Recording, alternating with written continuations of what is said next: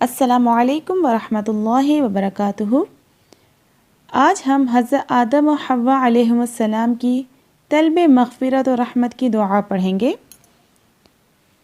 बिस्मिल्लाहिर्रहमानिर्रहीम। रब्बना रब्बना ज़लमना ज़लमना أنفسنا أنفسنا وإن لم تغفر لنا وترحمنا لنكونن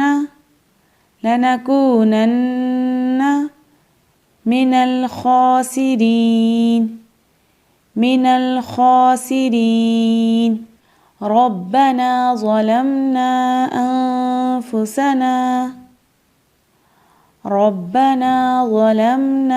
أنفسنا وإن لم تغفر لنا وترحمنا لنكونن من الخاسرين.